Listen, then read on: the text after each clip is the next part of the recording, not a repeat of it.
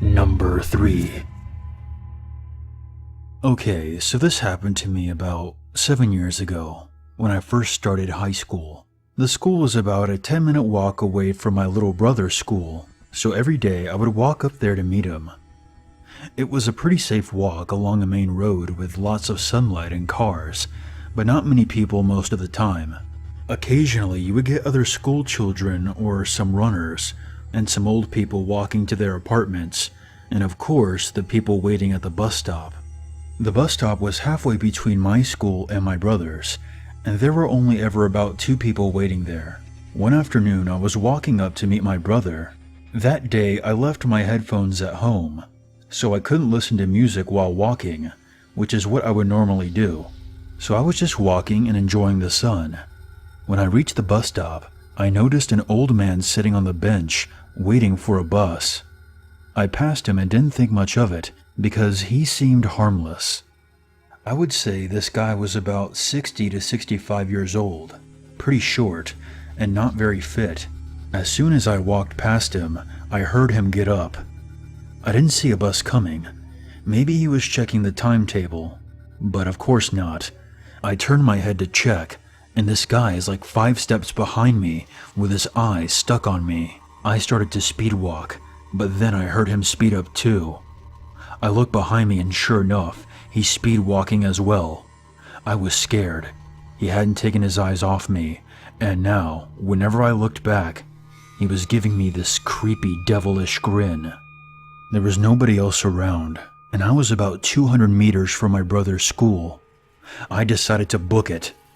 I looked behind me, and the old guy was now running after me. I couldn't believe it. He was faster than I expected too. Every time I looked back, he was staring and smiling. I was almost in tears. I was so scared that I wasn't going to make it.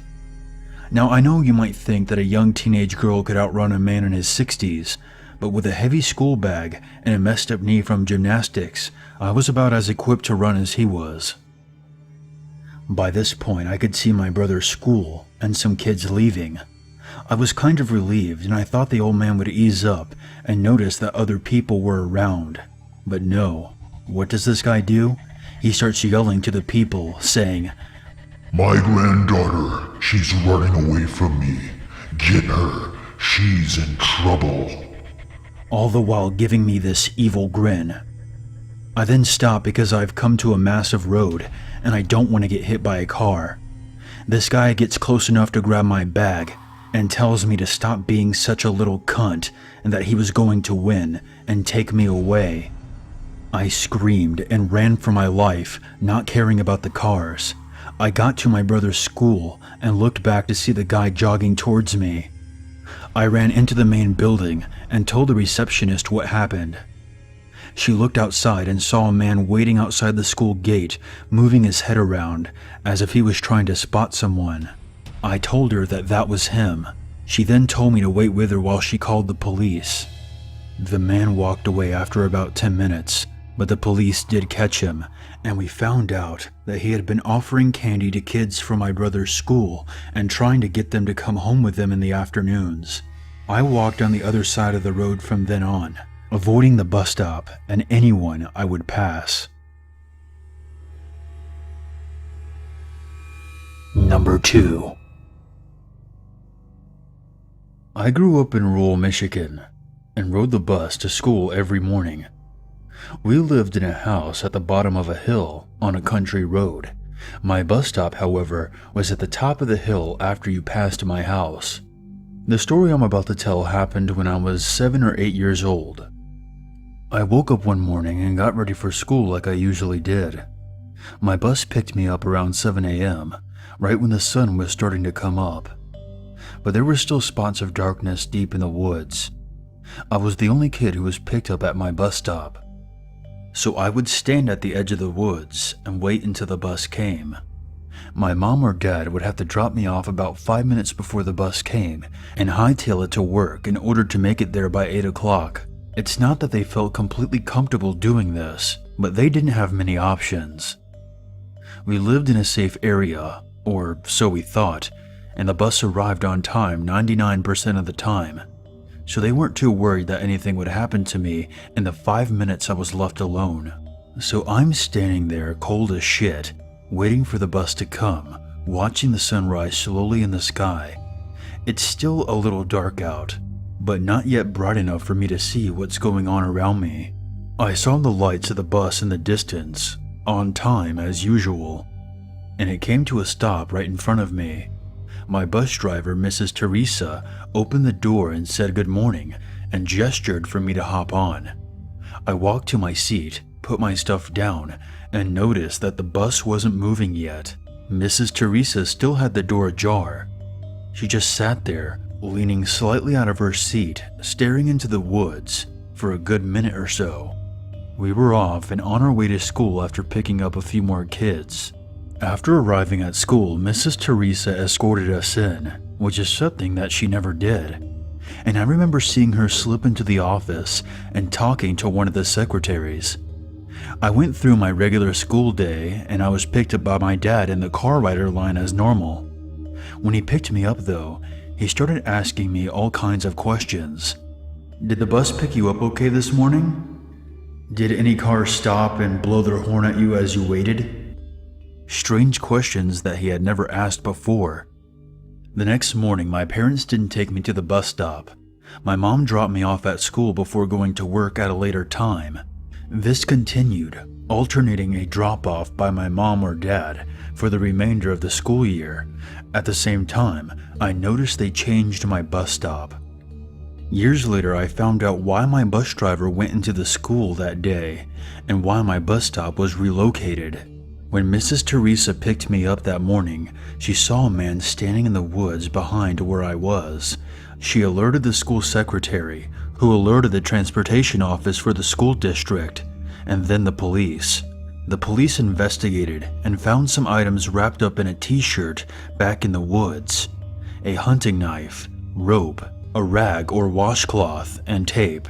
The police never found out who that shit belonged to, but the bus driver, my parents, and the police felt certain that whoever it belonged to had the worst intentions. I think about this often and wonder what would have happened to me had my bus driver been a few minutes late, or had she not noticed the man standing in the woods after I boarded the bus. Because of this incident, the school district changed my bus stop to be located right in front of my house. That way I could stay in my house until the bus pulled up. No more standing by the woods for me. I resumed riding the bus the next school year. Number 1. A few years ago, I was leaving my grad school office late around 10 p.m. to catch the bus home. I walked from the university campus through relatively busy, well-lit streets to the main road in my area of the city, 109th Street in Edmonton. I was waiting for the bus at a shelter as it was in the middle of the winter, snowing, and a bit cold. The buses ran about every 15 minutes, so I wasn't worried or nervous, just patiently waiting to get home. I was listening to my music on my headphones when I noticed a guy walk up to the shelter. I looked at him briefly and did that little Canadian half smile of acknowledgement and went back to listening to my music and reading Reddit. A few minutes passed and I could hear him start talking to me. Well, I assumed that it was me, as there was no one else around. I looked up and he was staring right at me, smiling a bit oddly and speaking to me. I took out my headphones and said, "Excuse me?" He kept smiling and blathering on, asking me about my day, the weather, what I like to do, etc. I don't know what it is about me, but I'm a perennial people pleaser. I don't like confrontation, and my main aim in life seems to be keep the peace. So I answered a few of his questions as politely and as non-specifically as I could, with one earbud still in my ear. He just kept blathering on, and I just sort of nodded my head politely. He went on for about 10 minutes, and I just had this sinking feeling in my stomach about this guy, like something was just a little off, but enough to make me nervous. After about 10 minutes, I could see the bus rolling up, which was a huge relief for me. No one else had arrived at the bus stop, and I could see at least 10 to 15 people on the bus, which was great. I got on the bus and sat near the front, and the guy sat across from me so he could keep talking to me. I originally intended to head down to my house to the west of the street that I was on, but after this guy decided to be my personal parrot, I decided, screw it, I'm going to my boyfriend's instead, directly to the east of the street I was on. I was still getting a very uncomfortable feeling from this guy, so I decided to push the bus stop button to stop early and see what the guy did. The bus came to a stop at my request, and the guy got up. I didn't move. Isn't this your stop too? He asked me. I said, whoops, I must have hit the wrong stop. He looked at me and said, Oh, that's funny. I mixed it up too. This isn't my stop either. And then he sat back down. At this point, I'm pretty freaked out. I hit the bus stop for the next stop and texted my boyfriend to come out and meet me at 109th Street. I got up to leave the bus once it stopped, and the creepy dude followed. I crossed the road, and he was still tailing me, still talking away at me, and still asking me questions. Once I got to the other side of the road, I told him that I had to go and that my boyfriend was meeting me. He looked irritated at the idea of my boyfriend and tried to walk with me a bit more, but I stopped and I told him that I was walking on alone. Can I have your number? He asked. I panicked and just froze. I decided to give him almost my number, just the last 4 digits scrambled. I read it off to him and said goodnight and started walking away quickly. I made it maybe 20 steps away and I could hear someone jogging after me. Hey, He yelled. I think there was a mix-up. I tried calling the number and it wasn't you. He jogged up level next to me and was still smiling that same fucking smile, staring at me. How weird, I said. Grabbing my phone, I pretended to check it for a missed call and quickly texted my boyfriend that I was terrified and that he needed to get here now. So what's your real number then? He asked. I honestly don't know what I would have done. I think I probably would have given him my real number. I just had no idea what to do. It was cold, it was winter, and it was dark in this little residential neighborhood that I had entered. And I knew that I couldn't outrun him. Luckily for me, that was when my boyfriend came running up. He's 6'3" and somewhat imposing. And I turned to the guy and said, "Have a good night," and jogged up to my boyfriend and just launched myself at him. I didn't look back at the creepy dude, but I did tell my boyfriend to please make sure all the doors were locked and the windows were closed before going to bed that night.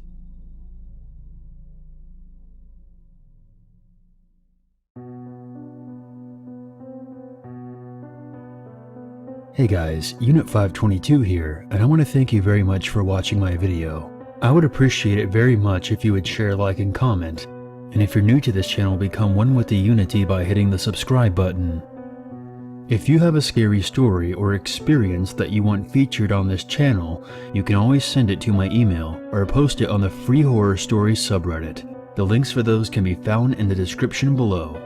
If you would like to help out this channel even more, consider a PayPal donation. And for more updates, be sure to follow me on Twitter. There's nothing wrong with a little darkness in your life, as long as you never forget, there's always a reason to be afraid.